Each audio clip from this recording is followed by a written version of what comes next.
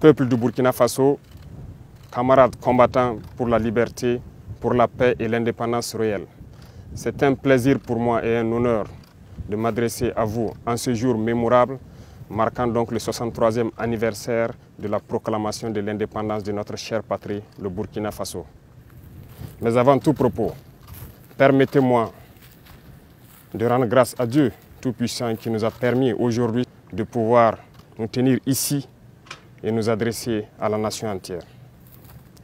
Permettez-moi également de rendre donc un hommage à tous ces combattants qui bravent vents et marées et qui nous permettent de survivre. Permettez-moi de rendre un hommage à tous ceux qui ont perdu la vie dans ce combat. Tous ceux qui sont aujourd'hui sur les lits d'hôpitaux et qui cherchent à recouvrer la santé, nous prions Dieu qu'il leur accorde meilleure santé. Et que ceux, les êtres chers que nous avons perdus, nous prions Dieu également que la terre libre du Burkina Faso leur soit légère.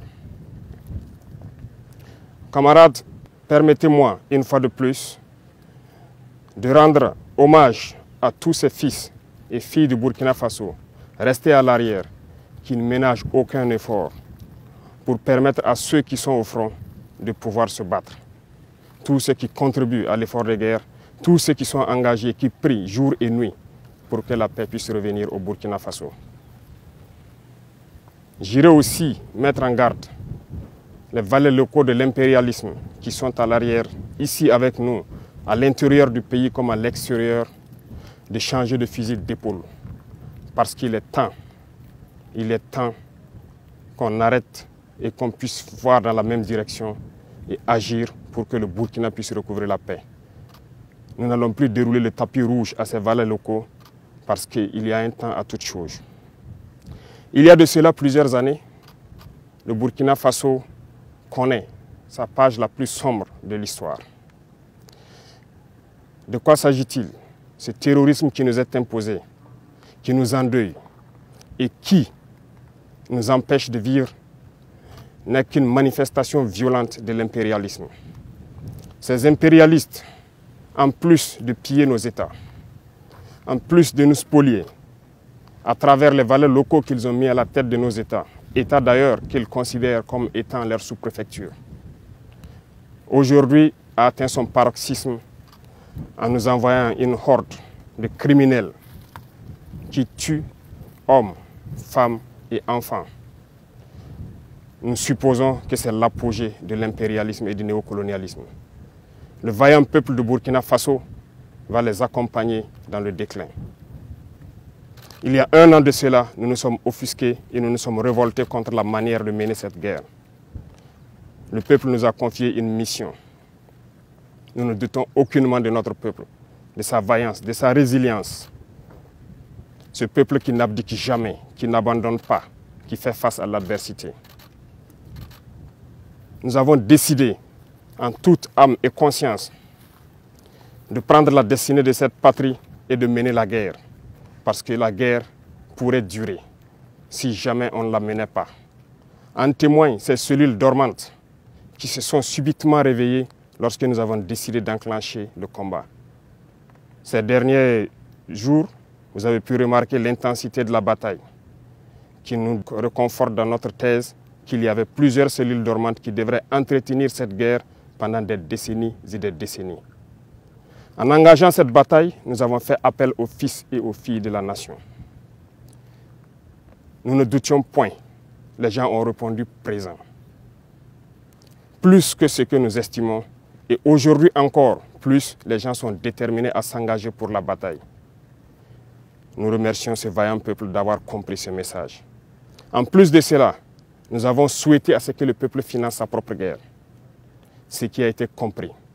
Aujourd'hui, les gens soutiennent, appuient les forces combattantes comme ils peuvent. Beaucoup de choses sont faites, mais nous allons encore demander encore plus de sacrifices. Merci à ce peuple qui a compris que la seule manière d'y arriver, c'est de faire sa propre guerre une bonne fois pour toutes. En venant donc à la tête de l'État, nous avons trouvé une armée en sous-effectif, mal équipée, mal organisée, peut-être mal entraînée.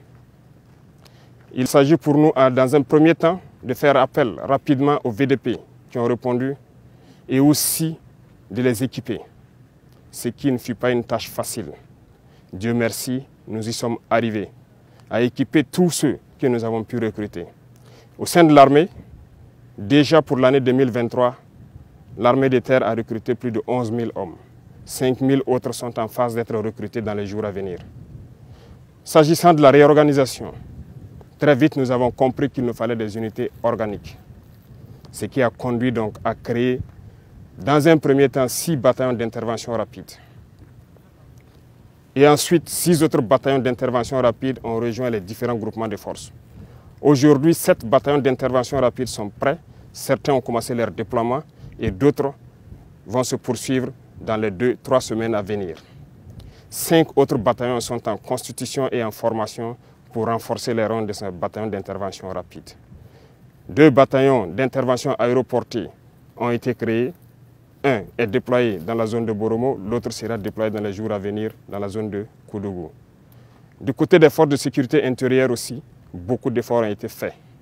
En ce sens que, pour le cas de la police par exemple, nous avons réorganisé les forces pour les constituer en groupements d'unités d'intervention qui sont aux côtés donc des forces armées pour mener le combat.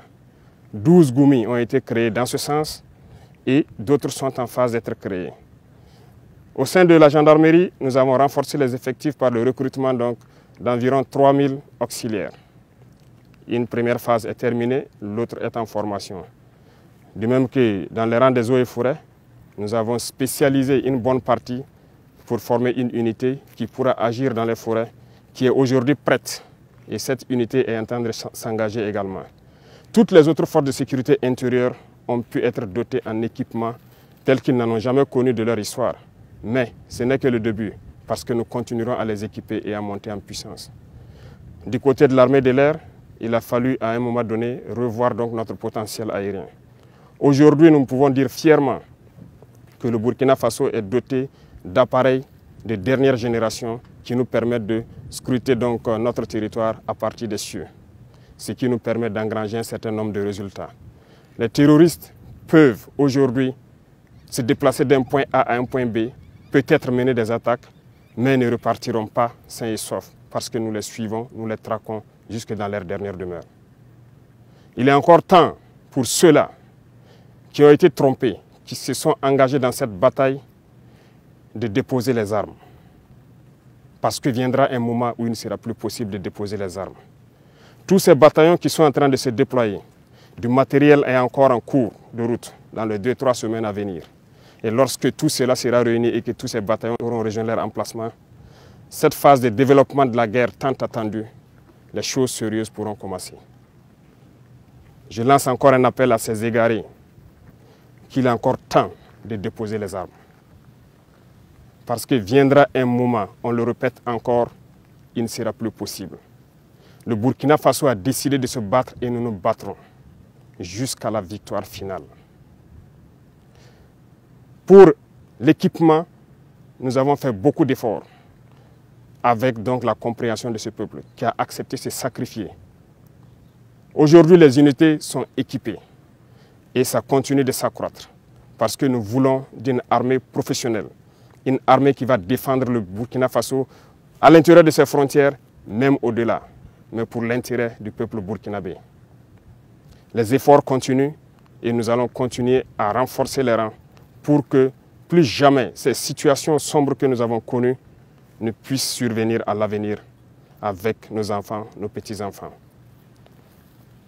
Pour accompagner tout cela, il a fallu aussi, du côté de la santé, augmenter donc la capacité de nos plateaux techniques des différents hôpitaux et de certains CMA qui appuient les forces de défense et de sécurité lorsqu'il y a des évacuations de blessés.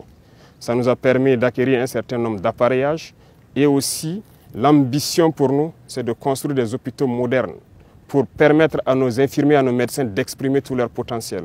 Ce processus est en cours, ce qui nous a permis de pouvoir contracter donc l'hôpital de Gawa et c'est ce modèle d'hôpital que nous voulons dans chaque région et qu'on puisse permettre à nos vaillants soignants d'exprimer tout leur potentiel, tout leur savoir.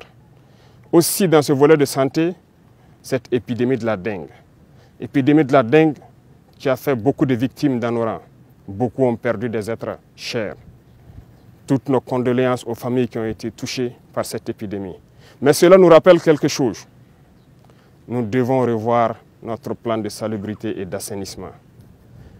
Ce qui a été lancé il y a quelques jours de cela, l'initiative présidentielle pour le développement communautaire, prendra en compte ce volet. Et j'invite donc toutes les populations à se mobiliser pour que nous puissions assainir notre milieu. Dans le domaine de l'agriculture, nous avons décidé de nous fixer une mission d'atteindre l'autosuffisance alimentaire. En 2024, c'est un défi. Pour 2023, nous avons lancé l'initiative présidentielle donc, pour l'autosuffisance alimentaire et la souveraineté alimentaire. Il s'agit pour nous d'emblaver un certain nombre de superficies, de donner des intrants à des producteurs, des semences améliorées produites donc par nos chercheurs sur place. Ce qui, aujourd'hui, on peut dire est une satisfaction parce que les résultats sont au-delà de ce que nous avions espéré. Ce qui témoigne encore que nous avons de bonnes terres, nous avons de braves hommes qui savent donc travailler la terre et nourrir les Burkinabés. Ça nous encourage à lancer un autre défi pour 2024. Des engins tels que des tracteurs ont été commandés dans le cadre de l'initiative. Les chercheurs ont été renforcés et on continue de les renforcer pour trouver les semences adéquates. Et aussi ce qui nous a conduit à ouvrir l'usine de Kopela en août dernier pour fabriquer les intrants sur place. L'engrais est produit et pour pouvoir baisser le coût de l'engrais au profit donc de nos producteurs. Dans le même sens, il y a donc l'offensive agricole qui a été lancée par le ministère de l'Agriculture récemment et ça se poursuit dans toutes les régions du Burkina Faso. J'invite donc les populations des différents villages à s'impliquer, à aménager tout ce qui est bas-fond, toutes les terres cultivables. Et nous mettrons tout en œuvre pour les accompagner pour qu'on puisse produire au maximum dans cette saison qui arrive. La contre-saison est également lancée dans les points où il y a des eaux de surface. Et l'accompagnement est fait à travers donc, des semences améliorées produites par nos chercheurs d'un certain nombre de spéculations qui ont déjà été dotées à certains producteurs. On ne pourra pas parler d'agriculture sans parler donc du développement de l'agroalimentaire. Nous sommes en train d'encourager actuellement donc, tous nos importateurs et tous nos opérateurs économiques à se lancer dans la production, dans la transformation. Beaucoup d'usines verront le jour pour qu'un certain nombre de produits alimentaires soient produits au Burkina, transformés au Burkina et consommés au Burkina Faso. Et pourquoi pas exporter. C'est un défi que nous nous sommes lancés et nous comptons sur cette brave population pour nous accompagner à pouvoir réaliser ces défis. C'est en ce sens que nous pourrons donner beaucoup d'emplois donc, à des jeunes qui sont formés, qui malheureusement n'arrivent pas à exprimer leur talent parce qu'il n'y a pas d'espace qui leur est offert. Dans le même sens, le ministère de la Jeunesse a été instruit de mettre un accent sur la formation professionnelle. Cette mutation est en cours en fédérant donc toutes les écoles et tous les centres de formation professionnelle pour que nous ayons une meilleure vue de la formation donnée et de ce dont nous avons besoin pour le développement de notre chère patrie. Camarades, parlant donc du développement du commerce, et comme vous l'avez suivi la dernière fois, il s'est agi pour nous de faire donc une analyse de notre situation économique. Et à l'issue de cette analyse, nous nous sommes rendus compte qu'il fallait prendre un certain nombre de mesures. Et nous avons dit à compter de janvier, un certain nombre de mesures seront prises. Pas pour mettre la pression ou pour empêcher certains d'exercer leurs fonctions, mais c'est pour le bonheur du Burkina Faso. Il faut que nous créions la richesse, que nous puissions employer nos jeunes. C'est dans ce sens que nous allons développer le commerce interne. Nos commerçants qui quittent les villes vers les campagnes, nous allons encourager à ce que ces produits qui partent vers nos campagnes soient produits au Burkina Faso. Donc, nous invitons tout un chacun à prendre cette donnée et à mûrir les projets nécessaires pour que, en 2024, nous puissions donc atteindre cet objectif-là. Sur le volet donc de la coopération, un bon nombre de partenaires ont refusé de nous accompagner, de nous aider à acquérir le minimum d'équipements. Jusqu'au jour d'aujourd'hui, certains équipements dont nous avons payé des avances auprès de certains pays qui sont favorables à nous les livrer, les licences ont été bloquées par d'autres États impérialistes qui n'ont aucun intérêt à ce que nous puissions évoluer dans notre guerre. Par contre, plusieurs autres États ont accepté d'ouvrir leurs portes. C'est le lieu pour moi donc de les saluer et de les remercier pour leur engagement aux côtés du Burkina Faso dans cette lutte.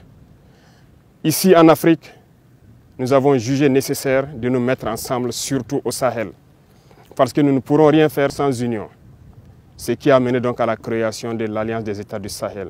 Une alliance de défense a priori, mais qui évoluera vers une alliance économique et bien plus.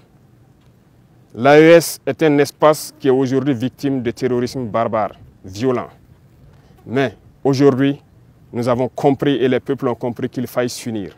Et nous invitons tous les autres Africains, tous ces peuples brimés, à pouvoir s'unir pour faire face à l'adversité. Nous défendrons l'espace de l'AES comme si nous défendons nos propres terres ici. Parce que nous avons décidé de nous unir avec nos pays frères du Mali, du Niger, pour en faire de nos espaces un seul espace. Aller et venir, commercer et défendre, ramener la paix, la prospérité, la sécurité. Parce que nos peuples ont droit au bonheur. L'Eldorado dont nos peuples rêvent, nous pouvons le créer ici. Et nous avons confiance en ce peuple. M'adressant donc aux travailleurs qui ont déjà consenti beaucoup d'efforts pour le Burkina Faso, je vais encore vous demander plus d'efforts en 2024. Il y aura certaines mesures qui seront prises pour encore accentuer sur la contribution à l'effort de guerre. Ça va toucher les travailleurs du public et du privé et aussi les entreprises sur leur intérêt brut. Le taux sera fixé, mais cela doit nous permettre de pouvoir augmenter premièrement la prime de nos vaillants VDP d'au moins 35% et aussi de les assurer une certaine assurance vie, de sorte que lorsqu'ils sont blessés ou lorsqu'ils tombent au champ d'honneur, que la prise en charge soit meilleure que ce que nous connaissons. Donc, il y aura plus de sacrifices qui doivent être consentis à l'endroit donc de ces vaillantes populations qui ont accepté de répondre et qui se battent jour et nuit sur le terrain. C'est le lieu pour moi de les rendre encore hommage pour leur contribution, pour leur accompagnement donc des différentes forces sur le terrain. Merci à vous. Je ne saurais terminer mon propos sans remercier toutes ces forces combattantes qui se battent sur le terrain jour et nuit pour que nous, à l'arrière, nous puissions vaquer à nos occupations. Remercier donc tous ces travailleurs, commerçants, paysans et éleveurs qui se battent aussi et qui contribuent à ce que nous puissions mener cette guerre et libérer nos terres. Vive le Burkina Faso, la patrie ou la mort, nous vaincrons.